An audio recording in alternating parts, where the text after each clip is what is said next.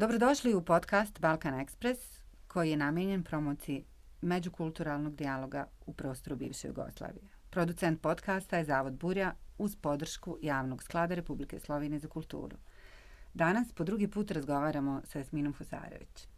Prošli put smo razgovarali o Jasmininom dolasku u Sloveniju i njene 4 godine koliko sa porodicom ovdje već živi, nekadašnja novinarka koja sada radi u proizvodnji. Dobar dan, Jasmina, dobrodošli.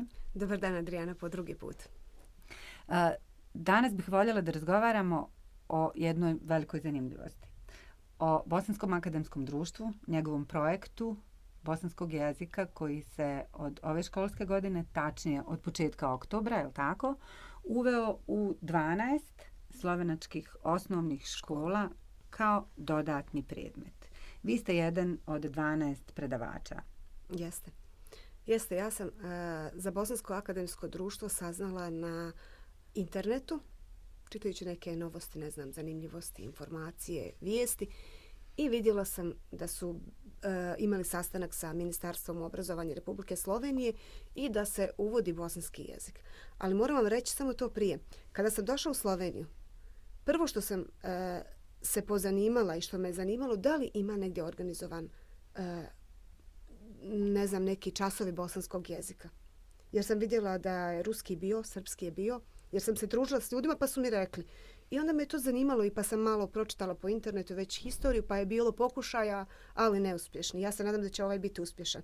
S obzirom da je Bosansko akademsko društvo tako iz samog početka, iz samog starta sa dobrim projektima krenulo. Taj bosanski jezik toliko me oduševila informacija da će biti prilika da djeca uče bosanski jezik, da čuvaju svoj identitet, da čuvaju svoj jezik, da čuvaju svoju kulturu, da se sjete odakle su, gdje pripadaju. Jer niko ne zna, možda se neko na kraju vrati negdje odakle je pošao. Ja sam to vidjela jednostavno kao dobru priliku da se uključim. Nisam uopće znala da ću ja biti predavač i da ću, s obzirom da nisam profesor bosanskog jezika, ja sam po struci komunikolog, ali to me zaista oduševilo. Vi ste se na neki način, bili ste jedan od mnogih profesora koji rade potpuno druge poslove, je li tako? Da. U ovoj državi javili ste se organizatorima Bosanskom akademskom društvu. Ja sam pitala kako da postanem član Bosanskog akademskog društva jer sam bila sretna da imamo Bosansko akademsko društvo u Sloveniji.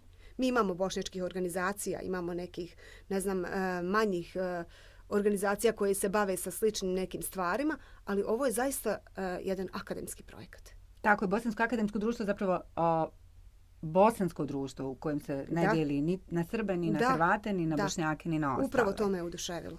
Upravo zbog toga sam, čim sam vidjela informaciju, kontaktirala Bosansko akademsko društvo, tražila sam način na koji da se priključim, kako da platim članarinu, da budem na neki način podrška radu. Uopšte nisam se vidjela aktivno da sudjelujem, samo sam htjela biti jer sam radila, nisam razmišljala baš o tome.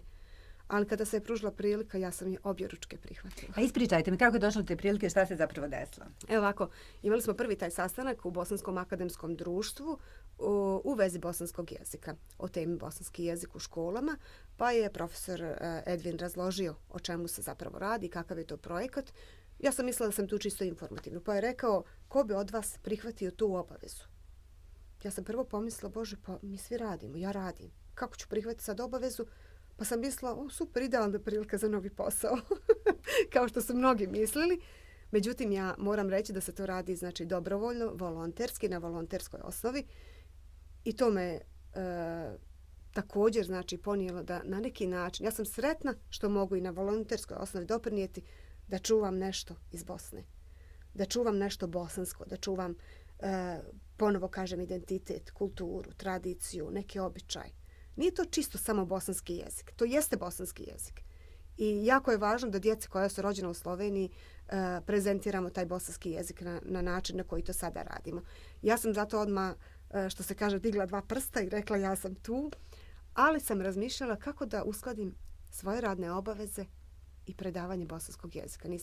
Nije niko znao kako će biti organizovano, na koji način, da je to dopunska nastava koja će biti van poslije nastave prave. Znači, baš sam razmišljala kako ćemo sada. Kako izgleda vaš, Kako ste vi došli u školu? Koju ste došli? U kojoj školi vi radite? Osnovna škola Livada.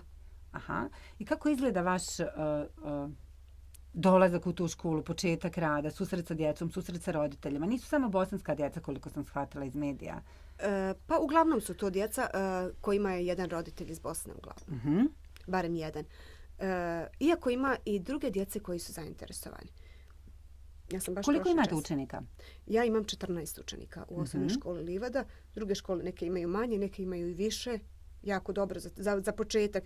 Kada sam prvi put došla na razgovor sa ravnateljem, sam mu rekla, ja sam Jasmina Hucarević, dolazim ispred Bosanskog akademskog društva, ja ću biti novi predavač bosanskog jezika. On je rekao, mi smo to već imali u školi. I djeca su odustala. Dolazila jedno vrijeme i jednostavno su prestala. Ali je nastava bila petkom. Ja sam malo razmišljala pa sam pitala ravnatelja, da li bi ja lako dobila početak sedmice? Jer ja znam da petkom ljudi koji imaju porodice u Bosni uglavnom idu u Bosnu. Petak, praznik, vikend, čekaju te dane i idu ih provesti sa svojom porodicom. I onda je on rekao, naravno, vi izaberite, imate utorak, ponedjeljak, srijedu, pa je rekao, srijedom imamo srpski, srijedom ne može, ne znam, još neki jezik. Koji dan ja sam uzela utorak. Za sada mi svi učenici dolaze redovno. Jedna djevojčica se ispisala, krenula je i ne znam, iz nekih razloga, nije joj zanimljivo, nije joj interesantno, ne znam. Ali sam dobila 2 nova učenika koji su se prijavili poslije toga. I jako je zanimljivo da roditelji uopšte ne znaju šta znači to. Mene to najviše boli kao čovjeka. Roditelji vaših učenika, vaših 14 učenika? Pa mislim o tome govorimo ili? Uopšte roditelji. Da nisu svjesni koliko pomažu svoju državu na taj način. Oni su tu, ne trebaju im financijska ulaganja, ne trebaju im nikakva znači materijalna pomoć, a zapravo pomažu jako, jako puno u očuvanju bosanskog jezika. To je puno više nego nešto materijalno. Puno više. Kada bi do roditelja uspjeli mi doprijeti do njih, do njihove psihe, do tog njihovog, da razumiju pojam bosanskog jezika. Značaj kada njihovo dijete kaže ispravno bosansku riječ. Kada zna šta znači penđer, starobosanska riječ. Kada zna šta znači demirlija. Kada zna šta znači neka ta stara riječ. A ne sad da govori pola bosanskog, pola slovenskog. Ovako će znati napraviti razliku između bosanskog i slovenskog. Ponekad ta djeca dožive, kako da kažem, da budu predmeti smijavanja u Bosni. Jer oni kad kažu u Bosni brez, to je u Sloveniji potpuno ispravna gramatička riječ. A u Bosni kad kažeš brez, oni kažu sa kojeg brda si sišao, otkud si, šta je to brez? Ima još dosta takvih riječi, vjerovatno smo primijetili. Da, jako puno. I djeca su jako zainteresovana za sada, ako uspijemo održati taj kontinuitet. Ako uspijemo održati tu djecu, jer mi je taj ravnatelj rekao da su zaista pokušavali, da je isto bila jedna profesorica Jasmina, isto pokušavala, dolazla i onda se niko nije pojavljivao na pouku. Ali vama za sada dobro ide? Dobro mi ide, jako sam zadovoljna, sad se nadam da su i učenici zadovoljni, ja sam s njima zadovoljna, jako. Nema dana da se ne zagrlimo poslije nastave, da se ne zagrlimo prije nastave, to je obavezno. To im nešto puno znači i onda im ja naravno to dozvolim i primim ih sebi. Malo ih onako po kosi, po ručicama kada pišu i to im je zanimljivo. Kojih su godina vaši učenici u vašoj grupi? Ja imam učenike od 2. razreda osnovne škole do 8. To je vrlo teško iskombinovati, je li tako? Pa možda zato nekima nije zanimljivo. Ali je zanimljivo meni da učenik koji ide u 7. razred ne zna razliku između č i č. I da mu to stvarno treba. Jer ne znam, oni sve na bosanskom kažu na č. I onda na č. Č zaborave. Č je postalo kao slovenska riječ. Slovenski glas. Ne znam, ili kažu umjesto ćevapi, čevapi. Kao što je na slovenskom. Da. Jer oni jednostavno to u njima živi. Oni su s tim rođeni, oni su tako navikli. I oni su to. I njima nije zanimljivo što ja pustim, ne znam, djece da kažu cvrči, cvrči, cvrčak, na čvoru crne smrče. Njima je to smiješno. Možda je smiješno i mene ponekad kad vidim kako se djeca teško snalaze s tim. Ali i oni nauče. I sada dolaze redovno na nastavu, što je najbitnije, a malo angažujem te starije da pomognu mlađima. Pa i njima zanimljivo kao da su nastavnici, kao da oni nešto pomažu, da nešto rade. mislim da je njima zanimljivije onda kada ja kažem dajte vi objasnite tim manjim kako ćemo to č, č, dž, nj, lj koji nema u slovenskom kako izgovaramo. I trudimo se raditi malo dvojezično. Da napišemo, ne znam, na tabli jednu crtu, prepolovimo tablu i napišemo riječi na slovenskom pa kažemo kako se kaže na bosanskom. Ja posebno insistiram na tim riječima koje su književno neispravne. Kada ih kažete u slovenskom književno ispravno, na bosanskom su neispravne. Pa napišem brez, rečem, ne znam, obljubiti, te riječi, pa im kažem hajmo sad zajedno da vidimo kako se to kaže na bosanskom. I onda moramo sklopiti rečenicu na bosanskom sa riječima koje smo napisali na bosanskom. I onda se i ti stariji malo više zainteresuju, a mlađi su same od sebe nekako zainteresovani. Oni radije idu u školu generalno, je li tako? To svi pa sigurno, stariji bi vjerovatno malo išli oko škole, malo simpatije, malo te stvari, ali...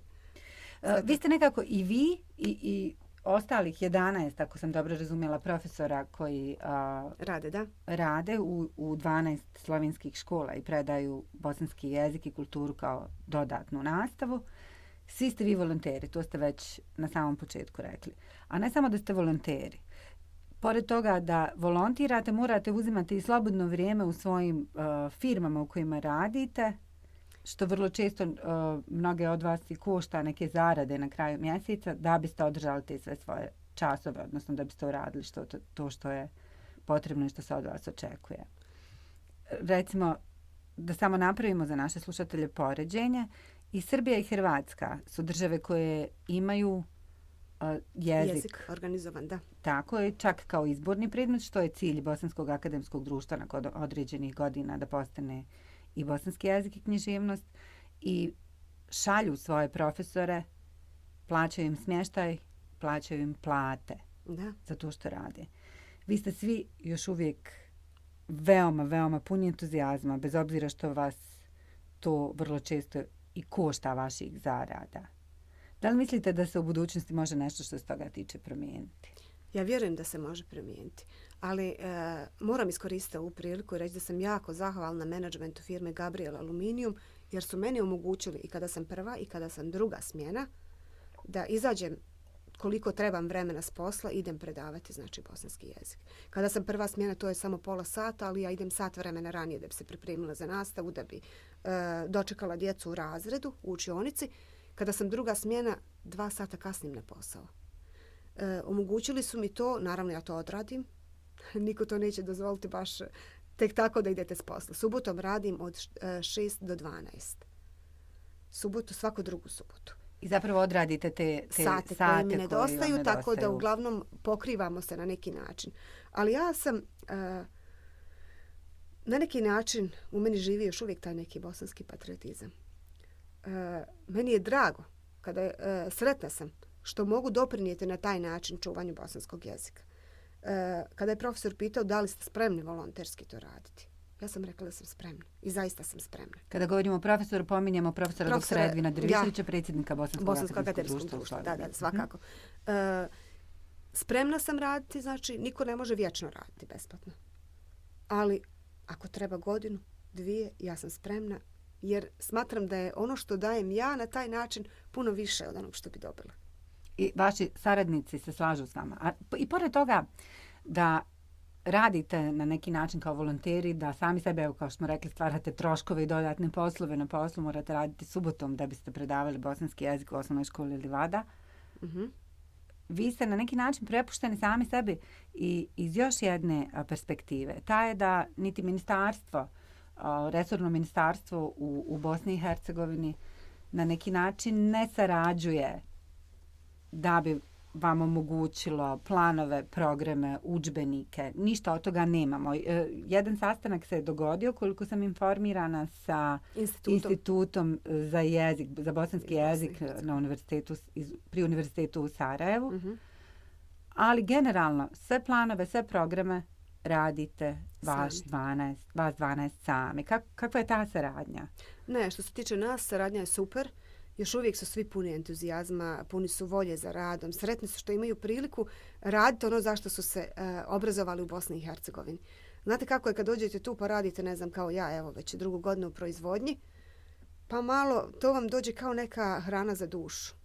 Kada odete u školu pa razgovarate na bosanskom, pa učite djecu, pa sebe samo prisjetite i vi se podsjetite nekih stvari. Ne znam, nekih bitnih gramatičkih pravila, nekih riječi, neki. Mene je učenik pitao, učiteljica, koja je najduža riječ na bosanskom? I ja sam stala. Prijestolonasljednik, ja mislim. Ili prijestolonasljednikovica. Ja sam bila bez odgovora. U trenutak nisam se mogla sjetiti. Sjetila sam se da ima doktor otorinolaringolog, pa sam rekla, to nije, znam da nije, to nije bosanska riječ, pa sam razmišljala, pa sam onda uzela internet, naravno, pa nisam našla, pa sam onda došla kući, pa sam svoj riječnik malo, pa sam se sjetila sama. Onda na kraju trebalo je 2 dana da mi dođe ta riječ u glavu. A znala sam je. Razumijete? I onda na neki način, što se tiče čitave skupine, znači cijelog tima koji radi na bosanskom jeziku, svi su zaista zainteresovani. Smatram samo da, odnosno želim da nas održi to, da nas drži još barem neko vrijeme taj entuzijazam i ta volja da nešto doprinesemo. Pa bit će nekako i sa plaćanjem, možda nekad dobijemo i posao u nekoj struci, možda nekada i budemo radili u školama, šta ćete. Nisam se obrazovala baš za profesora, ali mi je jako lijepo u učionici.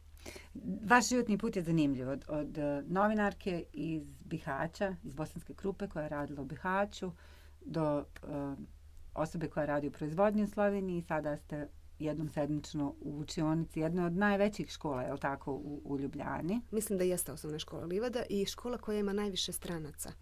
Djece koje su došle u Ljubljanu sa porodicama. Koliko je djece bosanskog porijekla u toj školi? Mislim nešto oko 160. A na vaše časove dolazi, koliko sam shvatila, 14. Znači to je čak ispod 10%. Da.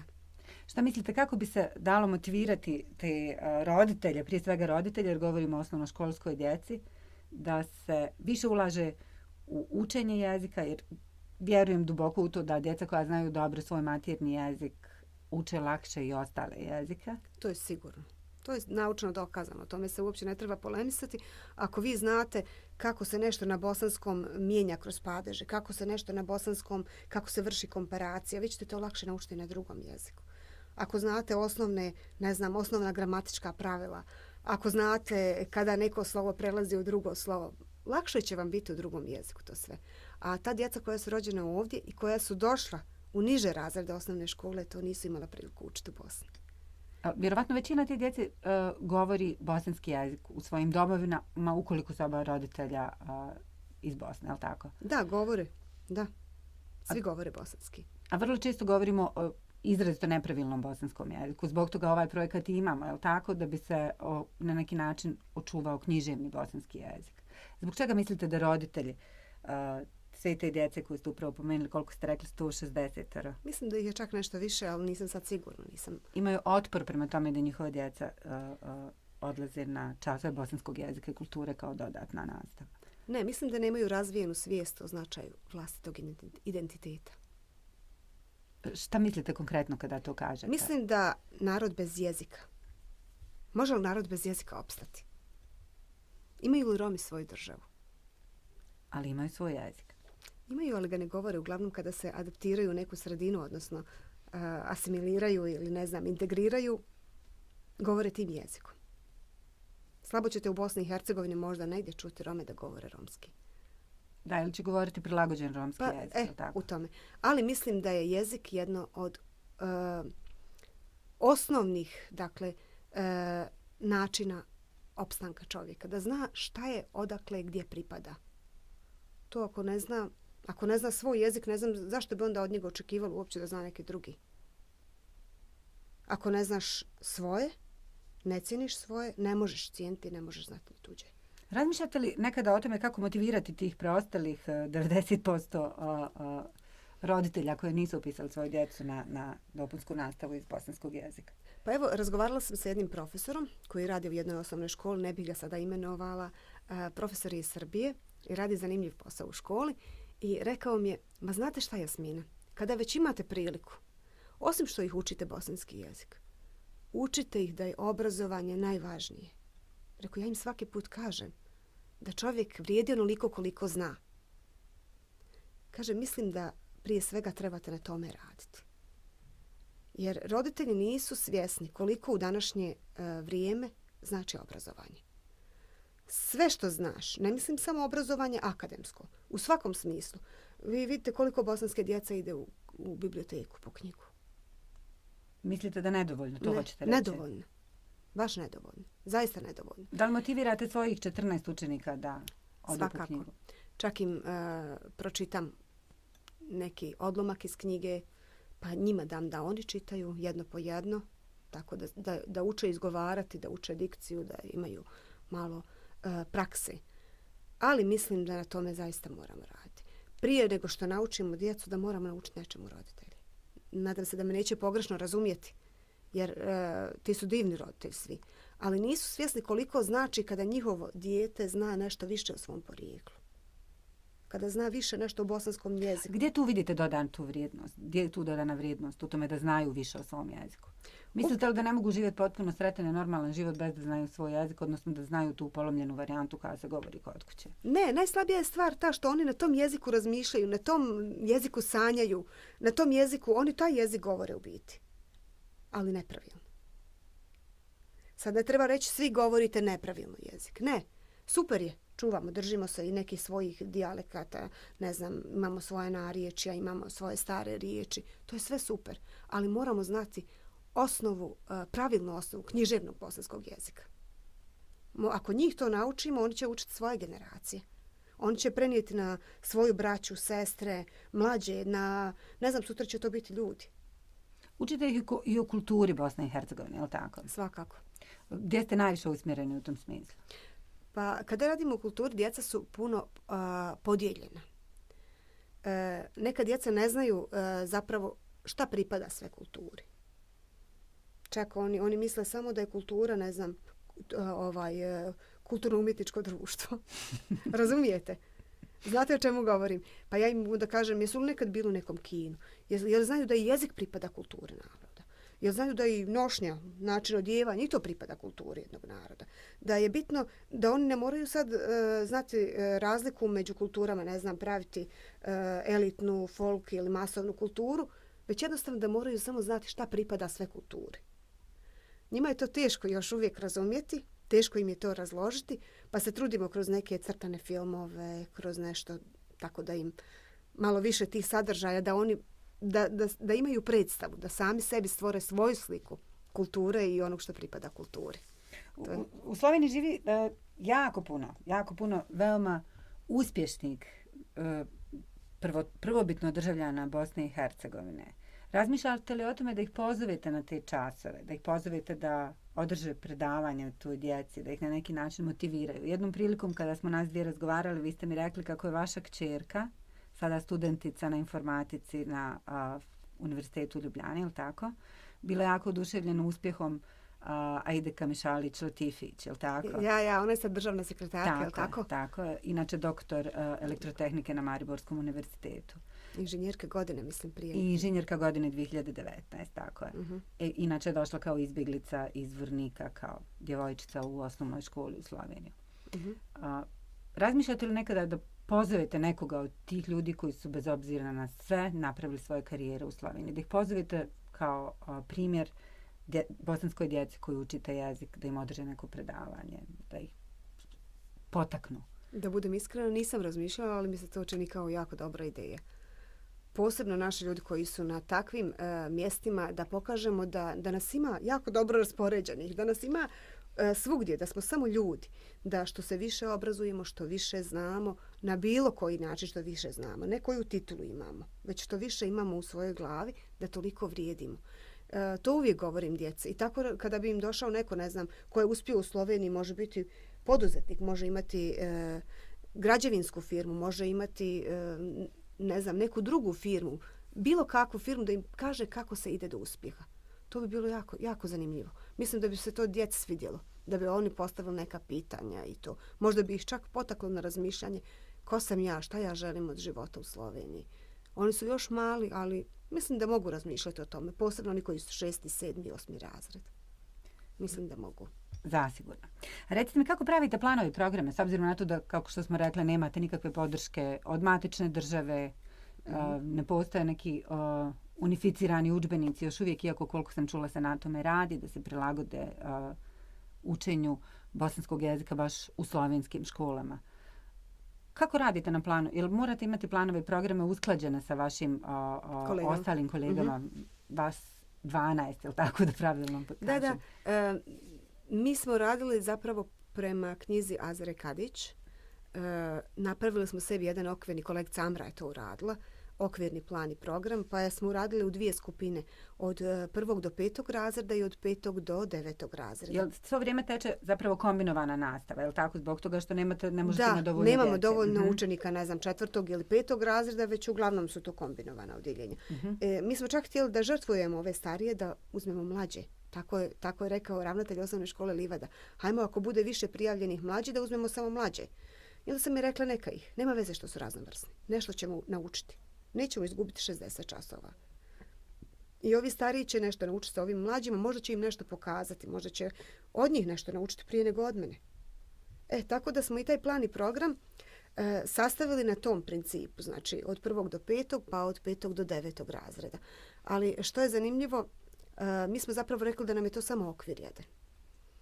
Radimo po toj knjizi, ali radimo što nam padne na pamet da djeci bude zanimljivo. Svako od nas radi na svoj način, jer svaki predavatelj je drugačiji u biti. Neko je imao već iskustva u tome, ja lično nisam. Ja sam pitala djecu šta želite učiti? Šta želite znati o bosanskom jeziku? Šta želite znati o Bosni? I onda su mi oni to dali na papire, napisali su, pa sam to pregledala, nešto je imalo smisla, nešto nije imalo smisla. I ono što je imalo smisla sam uzela i napisala. Pa sam rekla, ovo su vaše želje, moramo ih, znači, do kraja projekta realizovati. Morate naučiti to što ste htjeli naučiti. Ali ići ćemo uporedo i sa ovim. Pa idemo najprije abecedu, imenice, glagole, tako da vremena, da znaju šta je sadašnjost, šta je prošlost, šta je budućnost, da se znaju nekako podijeliti u tome. Jer oni sada sve govore u jednom.